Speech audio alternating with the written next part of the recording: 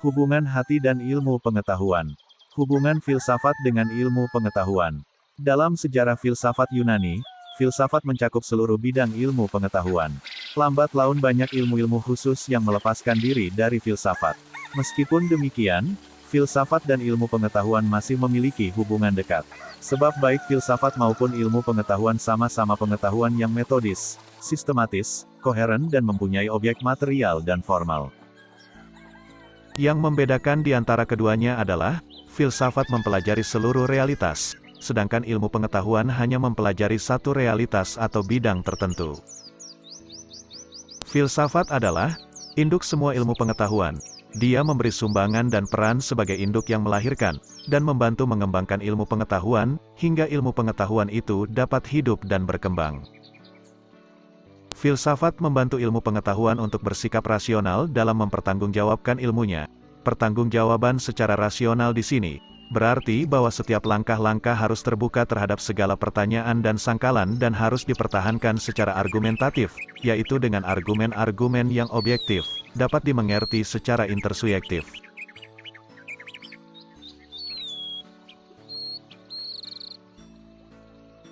Ibnu Razab rahimahullah dalam Jami'ul Ulum wal Hikam tatkala menjelaskan hadits nomor 49 mengatakan, tawakal adalah benarnya penyandaran hati pada Allah Azza wa Jalla untuk meraih berbagai kemaslahatan dan menghilangkan bahaya baik dalam urusan dunia maupun akhirat, menyerahkan semua urusan kepadanya serta meyakini dengan sebenar-benarnya bahwa tidak ada yang memberi, menghalangi, mendatangkan bahaya, dan mendatangkan manfaat kecuali Allah semata.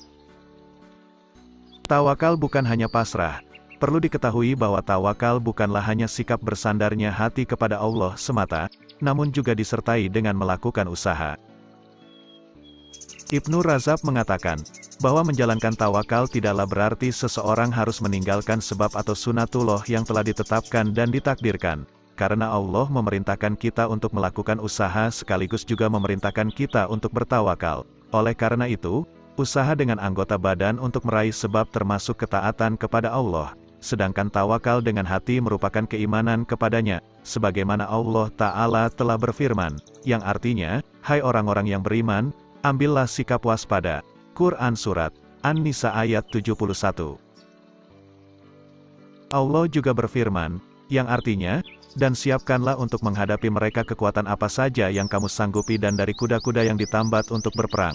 Quran Surat Al-Anfal ayat 60, juga firman-Nya, yang artinya, apabila telah ditunaikan salat, maka bertebaranlah kamu di muka bumi, dan carilah karunia Allah. Quran Surat Al-Jumu'ah 62, 10. Dalam ayat-ayat ini terlihat bahwa kita juga diperintahkan untuk melakukan usaha. Sahal at-Tusturi mengatakan, barang siapa mencela usaha, meninggalkan sebab, maka dia telah mencela sunatullah, ketentuan yang Allah tetapkan. Barang siapa mencela tawakal, tidak mau bersandar pada Allah, maka dia telah meninggalkan keimanan. Lihat dalam kitab Jami'ul Ulum wal Hikam. Burung saja melakukan usaha untuk bisa kenyang. Dari Umar bin Al-Khattab radhiyallahu anhu berkata, bahwa Nabi Shallallahu alaihi wasallam bersabda, seandainya kalian betul-betul bertawakal pada Allah, sungguh Allah akan memberikan kalian rezeki sebagaimana burung mendapatkan rezeki. Burung tersebut pergi pada pagi hari dalam keadaan lapar dan kembali sore harinya dalam keadaan kenyang. Hadis riwayat Ahmad, Tirmidzi, dan Al-Hakim. Dikatakan sahih oleh Syaikh Al-Albani dalam silsilah Ash-Shahihah nomor 310. Imam Ahmad pernah ditanyakan mengenai seorang yang kerjaannya hanya duduk di rumah atau di masjid. Pria itu mengatakan, aku tidak mengerjakan apa-apa sehingga rezekiku datang kepadaku. Lalu Imam Ahmad mengatakan, orang ini tidak tahu ilmu, bodoh. Nabi Shallallahu alaihi wasallam telah bersabda, Allah menjadikan rezekiku di bawah bayangan tombakku. Dan beliau Shallallahu alaihi wasallam juga bersabda, sebagaimana hadits Umar di atas. Disebutkan dalam hadits ini bahwa burung tersebut pergi pada waktu pagi dan kembali pada waktu sore dalam rangka mencari rizki. Lihat Umdatul Qori Syarh Sahih Al-Bukhari, 23/68-69, Maktabah Syamilah.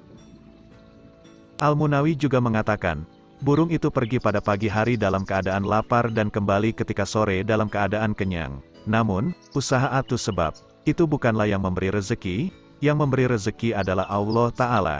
Hal ini menunjukkan bahwa tawakal tidak harus meninggalkan sebab, akan tetapi dengan melakukan berbagai sebab yang akan membawa pada hasil yang diinginkan, karena burung saja mendapatkan rezeki dengan usaha. Sehingga hal ini menuntunkan pada kita untuk mencari rezeki. Lihat Tuhfatul Ahwazi Bisyarhi Jami' at-Tirmidzi, 7/7-8, Maktabah Syamilah.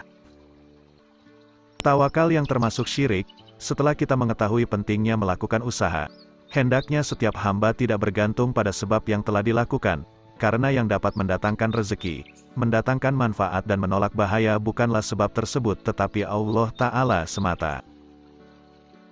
Imam Ahmad mengatakan, bahwa tawakal adalah amalan hati yaitu ibadah hati semata, Madarijus Salikin, Ibnul Qayyim, 2/96.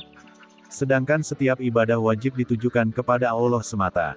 Barang siapa yang menunjukkan satu ibadah saja kepada selain Allah maka berarti dia telah terjatuh dalam kesyirikan.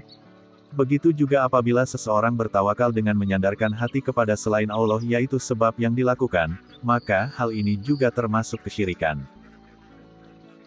Tawakal semacam ini bisa termasuk syirik akbar, syirik yang dapat mengeluarkan seseorang dari Islam apabila dia bertawakal, bersandar pada makhluk pada suatu perkara yang tidak mampu untuk melakukannya kecuali Allah Ta'ala.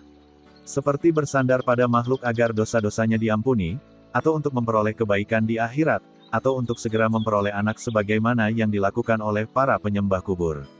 Mereka menyandarkan hal semacam ini dengan hati mereka, padahal tidak ada siapapun yang mampu mengabulkan hajat mereka kecuali Allah Ta'ala.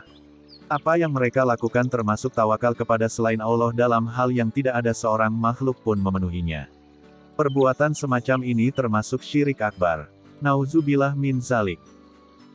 Sedangkan apabila seseorang bersandar pada sebab yang sudah ditakdirkan, ditentukan oleh Allah, namun dia menganggap bahwa sebab itu bukan hanya sekedar sebab, lebih dari sebab semata, seperti seseorang yang sangat bergantung pada majikannya dalam keberlangsungan hidupnya atau masalah rezekinya, semacam ini termasuk syirik asghar, syirik kecil, karena kuatnya rasa ketergantungan pada sebab tersebut. Tetapi apabila dia bersandar pada sebab, dan dia meyakini bahwa itu hanyalah sebab semata, sedangkan Allah lah yang menakdirkan dan menentukan hasilnya, hal ini tidaklah mengapa. Lihat At-Tamhid li Syarhi Kitabit Tauhid, 378-376, Syarh Salasatil Usyul, 38, Al-Qaulul Mufid, 2/29. Penutup, ingatlah, bahwa tawakal bukan hanya untuk meraih kepentingan dunia saja. Tawakal bukan hanya untuk meraih manfaat duniawi atau menolak bahaya dalam urusan dunia. Namun hendaknya seseorang juga bertawakal dalam urusan akhiratnya, untuk meraih apa yang Allah ridai dan cintai. Maka, hendaknya seseorang juga bertawakal agar bagaimana bisa teguh dalam keimanan, dalam dakwah, dan jihad fisabilillah. Ibnul Qayyim dalam Al-Fawaid mengatakan, bahwa tawakal yang paling agung adalah tawakal untuk mendapatkan hidayah, tetap teguh di atas tauhid dan tetap teguh dalam mencontoh mengikuti Rasul Shallallahu Alaihi Wasallam serta berjihad melawan ahli batil pejuang kebatilan. Dan beliau rahimahullah mengatakan, bahwa inilah tawakal para rasul dan pengikut rasul yang utama. Kami tutup pembahasan kali ini dengan menyampaikan salah satu faedah tawakal.